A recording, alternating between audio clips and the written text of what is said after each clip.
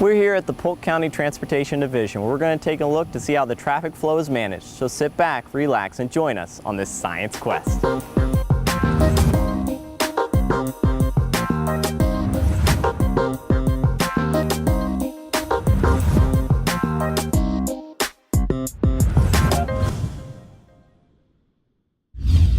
Hi, Amy. Hi. I'm here with Amy, the traffic manager for Polk County. Amy, tell me a little bit about what you do here. Well, we take care of 272 signals for the entire county, with the exception of the signals in the city of Lakeland and city of Winter Haven. So we have a big responsibility with traffic signals. Some of those are on state roads, some of them are in other cities. We have 87 of our own signals on county roads, and for those, we're also responsible to do the signal timings. And some of those are individual times, some of them are coordinated traffic signals. And you regulate that? I mean, do you plan all that ahead of time? Is it on the fly? How does that work? You know what? It's kind of case by case. When a new traffic signal goes in, we collect traffic data, and the timings are based on the traffic flows on the two roads. We also periodically look at them if we get a complaint from a citizen. If we haven't looked at a signal in a number of years, we'll see if the traffic has changed over the time and if any adjustments need to be made to those timings. Okay. And what's the purpose or objective of all this timing? The purpose is to get the most efficient flow of traffic. We want to make sure primarily that the major road gets the appropriate amount of time to get traffic moving through our major corridors, and then still provide time for the side streets to be able to get out in heavy traffic. When we have several signals that are close together, and that's more in urbanized areas, then we're able to coordinate those times so that one signal will turn and the next one will turn, and you can have a steady progression of traffic. Now, when you say you regulate and manage the timing, can you do all that here, or how does that work? We can't do all of it here. Some of it we have to do in the field, but we are able to adjust about a third of our traffic signals from our traffic management center, and we can go see Mike, my network analyst, and I'll show you how that gets done. Awesome, let's go.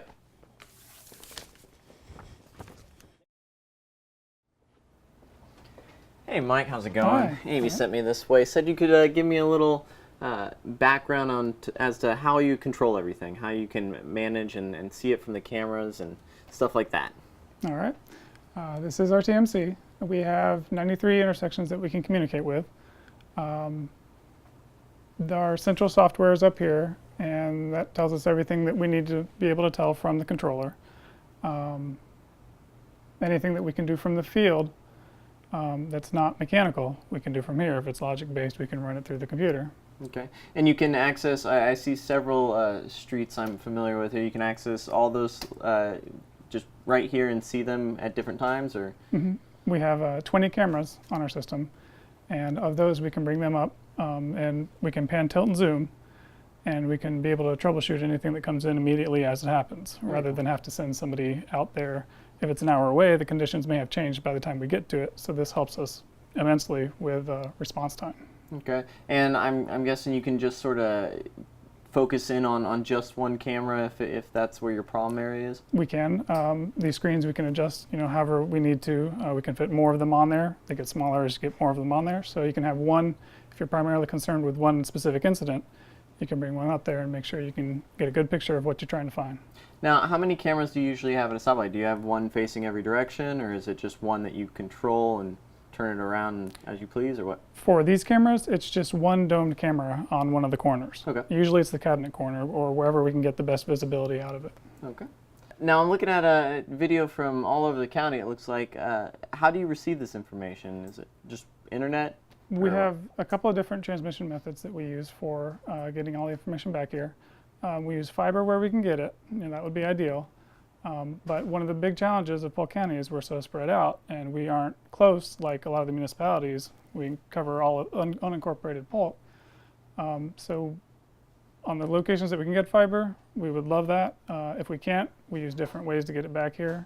We have some radio shots, and some of these camera feeds are coming over radio, and they do just fine for what we need them for. We also have some air cards as well that will allow us to talk to some of the controllers, but they're not powerful enough to bring any kind of video feedback. Okay. Now I know that some of the lights are regulated here. How do you determine which ones get sent back here? We try to get as many as we can onto our system. Obviously we don't have them all yet, but we already talked about the different controllers, the older technology and the newer technology. Only the newer ones can communicate back to the system anyway. So as we upgrade those older systems, we also look at communicating with them at that time and how do we get that back to here. So we try to get as much as possible. If they're clustered together, we can try and get as many at one time that we can get. Okay. Now I've been on some roads and I've noticed that you hit it just right and sometimes you get the greens just all the way. Do you guys have a part in that? That is part of a coordinated system, and that is something that we manage from here. When it shows that it's in coordination and it's in sync, you'll get that good flow. Occasionally, though, they do get out of sync, and that's one of the things that we can handle as well. Okay, and how do you handle that? You just a little bit of reprogramming or what? There's different methods of getting them back in sync. You can go a little bit short or a little bit long. The reason they get out of sync is a lot of times you'll have a pedestrian come up on the side, and they need a lot of time to be able to walk, and the don't walk, the clearance time for them as well. And another issue is an ambulance or a police officer will come through, and that'll send a coordinated system off as they travel through it, or even a train, and that comes up as well. Now I'm seeing this map here with all the little dots. Is this how you sort of keep an eye on them to see if they're in sync or out of sync? Or it is. There's several coordinated systems, throughways on here, and even some of them change jurisdiction. This one includes some of Lakeland and some of Polk County, and it doesn't matter whose system is on as long as it's time-based. They will sync together, so they run pretty smoothly either way. Now, is there anything else you can control in here, you program in here, other than just the syncing of the lights? We can. With a lot of the newer technology, we can bring the detection methods and everything back into here. One of those is video detection, and we bring that up in here to map out zones that we don't want anything interfering with the detection. We don't want, shadows and trees and things to negatively affect the intersection. And that's one of the technologies that Amy's going to talk about in our signal shop. So Amy, I'm seeing a lot of equipment here. There seems to be a lot of stuff that goes into this. Can you give me a little explanation as to what it is? Sure. This is pretty much the brains behind the whole traffic signal operation. You'll see a cabinet like this pretty much at every signalized intersection. It might be different. We've got some tall, skinny ones, but this is basically the computer that operates the signal and all the timings. All right, now I see a lot of technology in here. Has it always been this way? Now, years ago, traffic signals were operated by a mechanical system that only could have a fixed time. So there was a certain time for the main road, a certain time for the side road. But now we have computerized equipment that we can adjust times based on the vehicles that are coming. So the controller is smart enough to know if there's more traffic, it's able to give more time to the main street. If there's no traffic on the main road, it'll switch to the side road. So it's gotten a lot smarter over the years. Now, what is this light up contraption I see up here? It looks like a street with actual lights. Is this what's happening right now? It is. This controller, actually, we can test a controller before we put it out in the field. So this hooks up to this board, and the board looks just like it would operate out in a traffic signal in the field. Okay. So the lights, as you see them changing, that's how they change based on the times that are programmed in this controller right now. Okay, so this is what's actually in those boxes right next to the lights. It is. Very cool. All right, so if this is the brains of the operation, what are some of the other parts of the systems? I mean, what all does it control? Obviously the lights, but how does that all connect? Sure. Well, the traffic, this is the computer, but it has detectors that actually receives information from the traffic that's coming. We have different ways to detect traffic, either inductive loops that are cut in the ground. You may see a big circle in the pavement where you stop your vehicle. That's an inductive loop. It works sort of like a magnet and can tell if a car's there. We also use video detection, so we have cameras that can tell us if a car's there. So that it takes that information, it knows if a car's there, and it feeds it to the computer to tell the controller what to do with the traffic signal. Okay, and so I see that at turn signals, obviously I see that all the time. Does that control the pacing too? I mean, if there's a lot of cars? Depending on the amount of traffic, it is able to, we have a minimum time set for how much green time you're going to be allowed, but there's also a maximum time. So If there are traffic vehicles that continue to come, it's able to extend that minimum green time to give more time to accommodate the traffic that's coming. If there's a break in traffic, then it's going to tell the controller, we don't need any more green time, and it'll turn it to yellow and then red, and then the side street gets its turn. And that's only if there's a car on the side street. If there's no cars on the side street, it'll stay in green for the main road indefinitely. Now, you talked about minimum green time and stuff. What about the yellow light? I noticed that sometimes it seems a little quicker than other times. The yellow time is based on the speed of the approach road. So for high-speed traffic, you might have 4 or 5 seconds of yellow. For a 35-mile-an-hour road, it might only be 3 seconds. But yeah, the yellow time does vary based on the type of roadway that the traffic signals. Okay, so it's all regulated. Yep. Now, you mentioned there's some different types of detection, the inductive and the camera. What are some advantages of one over the other? Well, video detection is easy to use. It's easier to work on. The loops are in the pavement, so if you have to do any work on the pavement, you have to close a lane of traffic. It's a lot more effort to take care of if something goes wrong, and something can go wrong. If the pavement is old, then the loop may start coming out of the ground or break. So you can have some problems with maintenance.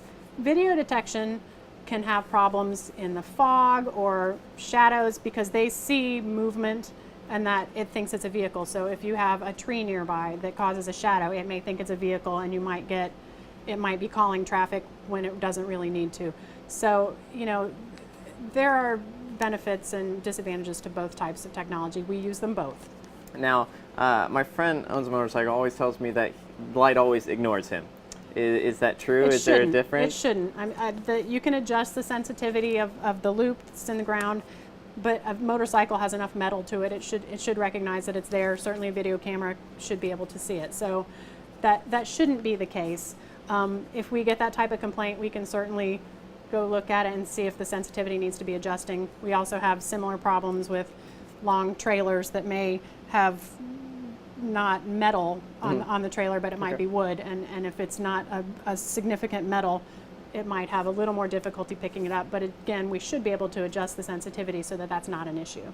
And how far back from the stop line, where you're supposed to stop, how far back is the inductive loop usually going to be?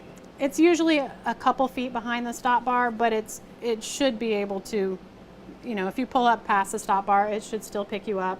If you're way in front of the stop bar, there are times when it won't catch you. So that's why we have the stop bar. It tells you where to stop, and generally, yeah, the loop is a couple feet behind that stop bar, and it should cover a pretty good range of where folks stop.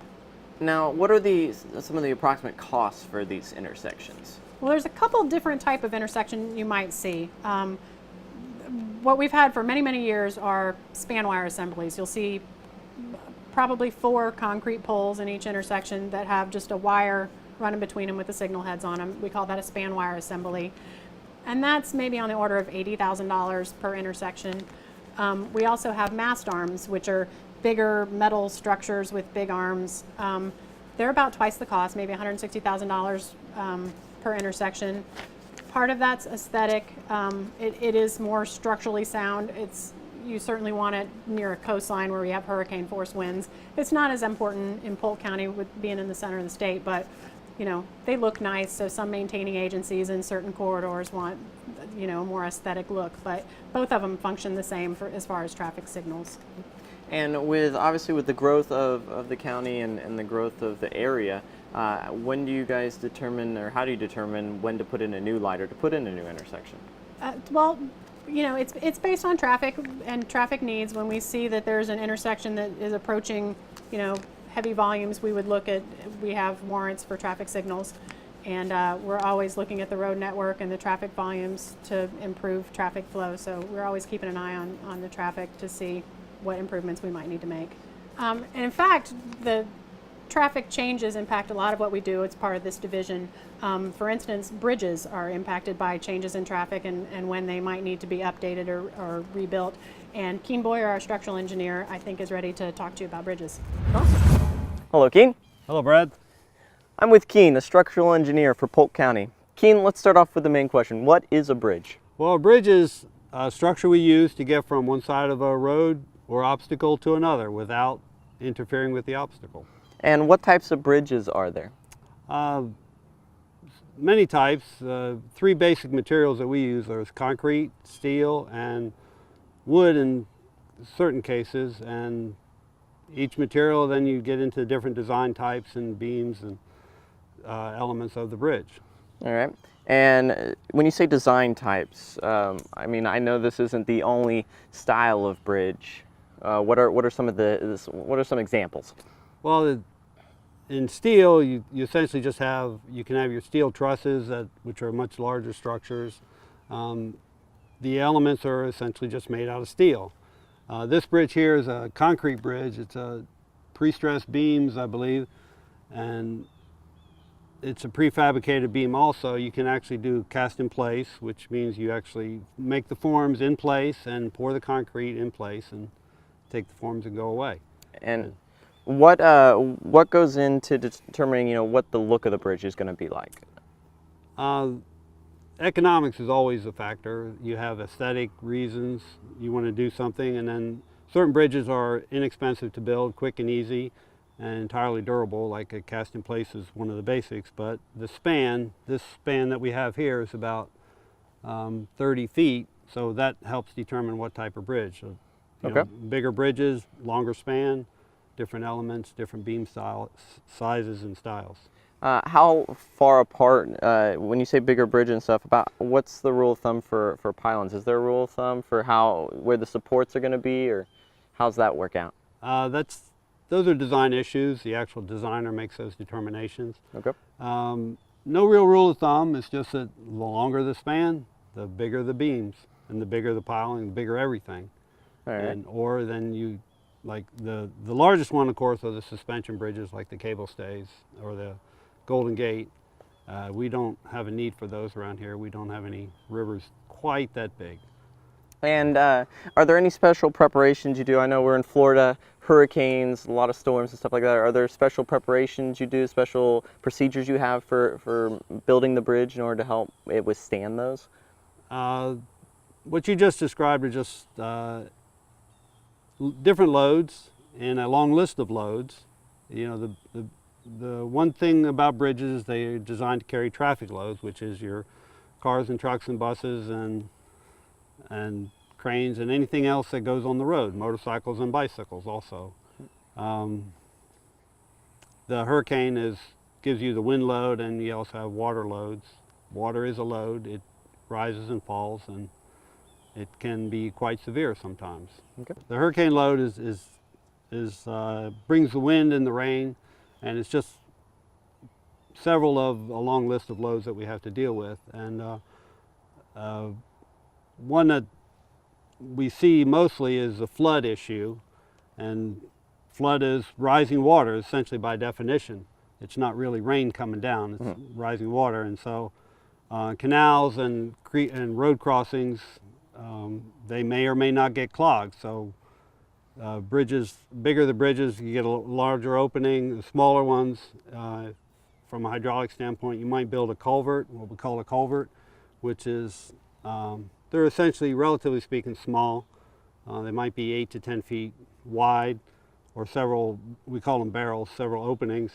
The problem that they have is large flows. They tend to collect dirt, trash and debris, trash being, trees and sticks and everything, and the sediment will build up, and they do tend to clog a lot quicker than a bridge will. Okay. And how do you maintain that? How do you maintenance that? The culverts, basically, you just have to go and clean them out, with machinery or men, or a little bit of both. And somebody might have to get wet. Is there a regular schedule, or is it you have an inspector goes around and check the bridges?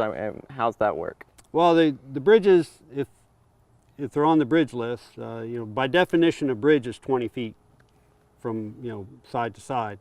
They're on a regular 2-year inspection program. Okay. And the reports indicate if there's an issue, and we go out and check them out. And if there's an issue, public safety is a big thing. We provide these for public safety of the traveling public. And if it becomes a safety issue, we take care of it right away. Regular maintenance is regular maintenance. trash and debris accumulates, you can Yeah. clean it up when it's on your schedule to do so. All right. Now tell me a little bit about the design of this specific bridge that we're standing here, just so I can get a better understanding of how a bridge going with the canal would get put in. Okay. Well, this bridge, it's basically 30 feet from side to side. It's been here since about 1960. This canal actually provides for boat traffic, so another factor we have to consider is make sure there's enough water in here for a boat to pass, because they do fill in and you have to dredge them. But once you set the span, the designer will set the span according to criteria given by the canal folks or the traffic requirements, and then you can calculate loads, and that, you know, each element has its own capacity. So you choose a number of, like piles, you see the piles underneath on each side. You choose a number of those based on each capacity, and we also have to do a geotechnical investigation, which means we send another engineer, different kind of engineer, and he actually drills a hole probably about 85 feet deep to find out what kind of soil is underneath where we're standing. Okay. Because that's what we're going to use to hold the bridge up. And obviously you can't really get rid of the water, you just have to deal with it. How do you work around that? Well, on this bridge, when we did all this work, there was no boat traffic because we dammed the canal. Okay. So about right where we're standing, we had a 20-foot tall pile of dirt and some sheet piles to block off the water. So the guys, when they were working, were actually working in the dry. Okay. Under certain conditions, you can do that. Other conditions, you just have to work in the water. All right, now I know obviously with the water here and stuff, it's gonna erode away at it, it's gonna cause some deterioration. What goes into an inspection for a bridge like this to make sure that it's still, you know, stable? Okay, well, this bridge, it's a small bridge, but amazingly enough, it does have all the parts. And since we're over a canal, you can see the canal here, water is very corrosive, believe it or not, and it will dissolve anything and everything. So in the inspection, like with water here, we would actually send divers out, and they would go down to the bottom of the canal and look at the elements that are actually in the water. In our case, we have the concrete piles and the steel back wall, which is the black that you see. And we also have a boat coming through. And the boat actually creates a force on the bridge also. Now, speaking of loads, there's obviously in the news, you've been reports and stuff about some bridges being structurally deficient. How do you go about rating those and determining when they need maintenance, or how serious the maintenance is going to be? Well, those terms and the ratings, they actually come out of the inspections, the regular inspections, and the structural deficiency is a reflection of the capacity of the bridge to still do its job, which is carry traffic across the obstacle safely. Okay. You lose your sufficiency by deteriorating. You know, concrete gets old and soft, and the steel inside will rust and cause, you know, problems with the bridge. You know, a regular steel bridge, the steel itself will rust. You know, maintenance on a steel bridge is clean and painting on a regular basis. Okay. And so it's actually a calculated number, and you can recalculate the capacity of the beam or the bridge in its new condition as opposed to its used condition. All right. You know, new condition being 30 to 40 years after it was built. It's the current condition that we're in, and that's what we look at for the repairs and what's wrong with the bridge, and can this repair extend the life of the bridge, or at some point we actually do an evaluation. Do we need to just replace the bridge rather than continue to spend money to fix an old tired bridge? Now, you mentioned with maintaining the steel bridges, repainting and helping take care of some of that rust and stuff. Is there anything special you do to help prolong the life of a concrete bridge? Not that obviously simple, but essentially we do the same thing. We can, you know, concrete, you'll notice they get black and everything. That's just mold and stuff. So we can actually come in and clean and paint, and the paint acts as a sealer.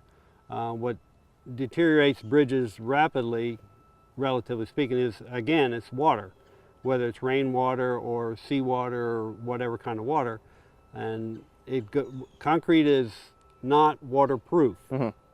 So the water will penetrate and get to the steel, and the steel will eventually rust. And so we clean and paint. That helps us. Mostly with concrete, you seal it. If it has broken areas where it's cracked and stuff, you chip off the loose concrete. We have high-tech mortars and stuff that will stick and seal it back off, and essentially we just patch it. All right, so obviously you can maintain it above, but I know a lot of the bridge is underneath, is down in the water, you know, right there where the water is. How do you help prolong it? Well, same idea. On this bridge, you can see along the side there's 5 squares. Those are the piles, and what we did in this case, the piles have been sitting in the water for however long, 20 or 30 years, and as I said before, the water is extremely corrosive, and so what we do with the piles is we essentially come and just put a jacket around them, and that's where you see the larger part, and then the very small part at the top is the original pile. The larger part is just like you putting on a jacket because it's cold out. We put jackets on here to keep the water off of the structural part of the pile.